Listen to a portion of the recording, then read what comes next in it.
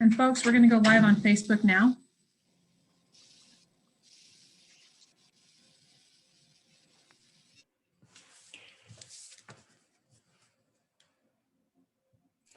Good morning, good afternoon, everyone, and thank you very much for joining us today at this media advisory. I recognize some faces on here. There's others that are new. My name is Kathy Shull, and I am the Executive Director of Pro 15. And Pro 15 is an advocacy group for about 15 counties in Northeast Colorado, and it's a county area, not county's government. And we advocate for rural issues. I'm also joined today by Sarah Blackhurst, the CEO of Action 22 in Southern Colorado, Southeast, and Christian Reese, the Executive Director of Club 20 on the West Slope. Today, we're coming to you to tell you about our plans for urging the commissioners on the Congressional Redistricting Committee to draw 2 rural congressional districts. Population estimates indicate that half of the state's population falls outside the Larimer County, El Paso urban corridor. These areas outside the urban corridor are a clear community of interest. From agriculture to energy to tourism, we make our living off the land and natural resources. The state's constitution requires the commission to keep counties, cities, and communities of interest whole to the extent possible. Our groups are also joined by several others, including the Colorado Farm Bureau, Rocky Mountain Farmers Union, Colorado Cattlemen's Association, Colorado Dairy Farmers, Colorado Wheat Growers, Colorado Pork Producers, Colorado Independent Cattle Growers, the Colorado Rural Electric Association, West Slope COGA, Southeast Colorado Power, and former Colorado Agricultural Commissioners Donna Mint and Don Brown, the appointees of Republican and Democratic administrations, respectively. And we are calling for the creation of 2 rural districts. At this time, I'd like to introduce Christian Reese, the Executive Director of Club 20. Christian? Thanks so much, Kathy, and thank you to everyone for joining us here today. As many of you know, Club 20 has served as the voice of Western Colorado for 68 years, bringing together diverse backgrounds and perspectives and speaking with one collective voice. It is through these differences that we build consensus-driven solutions that are in the best interest of Western Colorado. The 3rd Congressional District, as presently configured, represents the majority of the Club 20 region, with the notable exception of Grand and Summit counties. And while we recognize that the growth of our region may require some realignment of our district, Club 20 adamantly believes that rural counties should be kept together and intact to the maximum extent possible. We view the new politically balanced Independent Congressional Redistricting Commission to be an exciting opportunity to promote a Western Slope Congressional District and retain some of the boundaries that we already enjoy today. Population estimates indicate the Western Slope has sufficient population to constitute more than 80% of a district. And when we get Grand County back into our region, we think we'll be a little bit above that mark. Western Colorado issues and culture are very different from those in the metropolitan areas of our state. From agriculture issues such as the wolf reintroduction, to energy issues in the Piceance Basin, to protecting our Colorado River, our issues are unique to our side of the mountain. Club 20 will vigorously oppose any effort to divide the Western Slope into different congressional districts.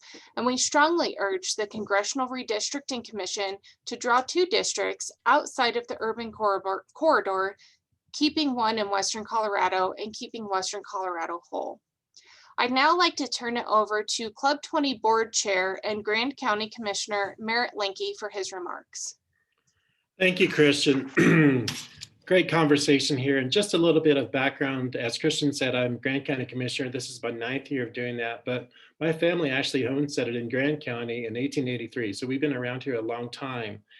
So I fully support this effort. And from Grand County's perspective, we're kind of unique here.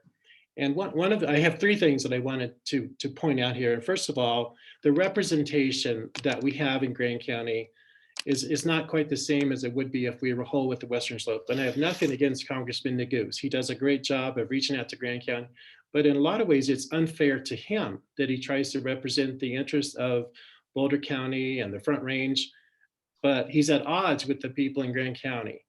And that he just can't do it because they're on opposite sides of the divide, but also on opposite sides of a lot of political issues. So I think it's unfair to him for both groups of his constituents. The second thing is water, and I think this even emphasizes even bigger the odds that Congressman Neguse is under when we talk about water issues. And as you know, Grand County is the most heavily diverted county in the state. We are the furthest east West Slope county in the state. We are basically one 6.2 mile long tunnel away from being on the Front Range. And those water diversions have been going on for 100 years with the Grand Ditch and then the Moffat Tunnel and the Adams Tunnel. And a lot of our water goes to the East Slope. And I think those issues come up very emphasized when issues about water come up and it gets pulled both ways. So I think that is another really important issue. And the third one, I think, as I already mentioned, is the values and the culture of the West Slope. And I think Grand County is definitely more closely aligned with the interests and the values of the culture of the West Slope. We are a resort county. We have Winter Park ski area. We have the 3 lakes. We have tourism. We have biking and hiking and all kinds of outdoor things to do. But at the same time, we have a very thriving, active ag industry that grazes on public lands and raises livestock and does all kinds of ag production. And thirdly, even though we don't have oil and gas in Grand County, our #1 biggest employer is mining. And that mining industry is interconnected to the oil and gas industry. And we have a huge processing the molybdenum mill in Grand County that it's our biggest employer and our biggest taxpayer in property taxes by far. So those are 3 things that I would strongly urge the group to consider to keep us in the West Loop, as Christian mentioned. And that's all I have today. So back to you, Christian. Thank you very much. Thanks, Merritt, for joining us. I'll now turn it over to the CEO of Action 22, Sarah Blackhurst. Hello, everyone. Thanks so much for joining us. And thank you, Christian and Kathy. And we're really excited right now about this opportunity that all of our regions, especially these rural regions, have to expand and do more to be represented on all of the fronts. We view the new Independent Citizens Redistrict Commission and the addition of an 8th congressional district as a tremendous opportunity to give Southern Colorado a more unified voice in Congress. Now, Southern Colorado is and should be viewed as a community of interest. For us, that's stretching from the San Luis Valley on the west to the lower Arkansas Valley on the east, with Pueblo as a center of commerce. Agriculture plays a major role in all of our communities for our entire economy. And with some of Southern Colorado's poorest communities, economic development has been and will remain a major concern. Population estimates indicate Southern Colorado has sufficient population for nearly half of one district. We understand the commission does have a difficult choice right now to make, but we urge you to consider to create 2 rural congressional districts and unite Southern Colorado in one district to the greatest extent possible. We've given you a lot of information today. You've seen and heard from the major advocates for our rural communities throughout the state in both Christian and Kathy and myself. And with that, we're going to ask you to give us any questions you have right now with regard to everything we've just talked about. Thank you, Sarah. If you have a question, if you would use the raise your hand or show me your face, and we will be glad to address any questions you might have.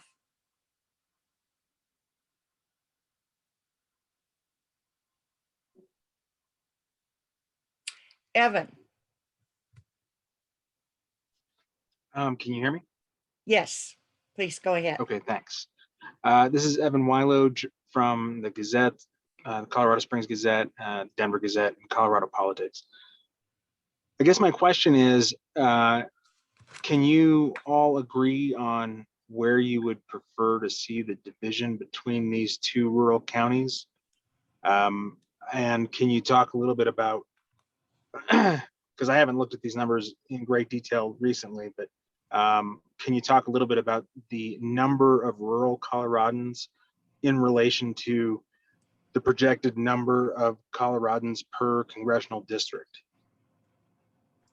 Evan, which two, you said the difference between the two rural counties. Do you mean the two rural districts?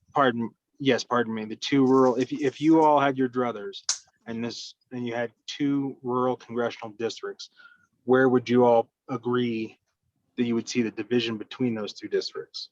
So I'll take that since I'm on mute, and then Sarah, I'll hand it off to you. You know, the Club 20 region is the 22 counties of Western Colorado who have come together by choice to elevate the voice of our region. And according to the 2010 census, so we know that number is higher now than it was in 2010, just the 22 counties in the Club 20 region has 580,000 people. And like I said, that was 10 years ago. So at this point, we anticipate that that number is quite a lot higher. And yeah, I think it makes a natural division to try to use some of those boundaries to establish that district. But certainly, you know, we're not here to be prescriptive per se to the Redistricting Commission, only to ensure that they're keeping communities of interest together and our rural communities together, so we don't see the kind of maps that we saw in 2010. And we see on the Eastern Plains and Southern Colorado, rather than cutting us in half and putting Southern Colorado in with, say, Colorado Springs, Pueblo area, or the Eastern Plains in with some metro areas, the Eastern Plains and Southern Colorado have enough of a community of interest to be that second rural district. And then the other 5 or 6, depending on where redistricting goes, can be carved out of that Fort Collins to Colorado Springs urban corridor. Sarah? Thanks for that question, Evan. You know, it really all boils down to what the numbers will allow us to do. I think that's one of the more important things that we need to spend our time educating the public on, that the numbers are the numbers are the numbers. And so it's within one person on some of these things. And I'm going to be a little more aggressive than Christian and say that there's a map that we really, really like, the Action 22, and we've been having this discussion with our board for quite some time. And it would be basically the western slope, and then, for lack of a better way to say it, the eastern side of the county or the state. So the one that we really like would give the western slope, because it very much is a community of interest in and of itself.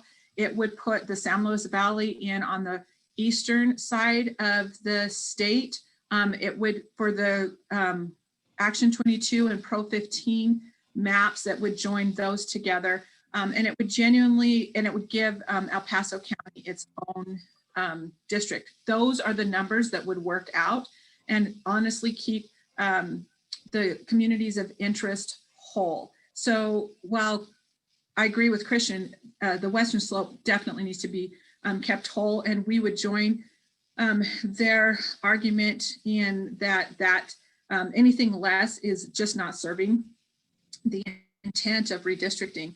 And it goes the same with the other side, where we would keep the San Luis Valley and the Pro 15 Action 22 areas whole as much as possible. Does that answer your question, Evan? Yeah, I mean, I think it gets to some parts of the question. I would love to see that map, so I'll probably reach out to you to try to get a copy of that. My back of the envelope math says each district, assuming we're going to get 8, which is pretty much a done deal, is 719,000 per congressional district. So it sounds like what you would be describing, and I guess, again, I can just look at this map that you're talking about, but Western Slope plus maybe Grand County and parts of that Fort Collins area, moving that direction. And then it sounds like you're talking about moving some parts of this most southern part of CD3 into that eastern and southern district. And under this plan, what would happen with Pueblo? Pueblo would be in what we would call now is the District 4. So it was in District 3 and San Luis Valley was in District 3. This would move that into District 4. That's the only way to make the numbers work without carving up counties, urban counties to do that. That's the only thing that we can see so far. And if we start to carve up those urban counties, again, we're going against the intent of those amendments as far as gerrymandering goes. So we have to just look at the numbers and see how we use those numbers. And those are the numbers that we're seeing as well, Evan.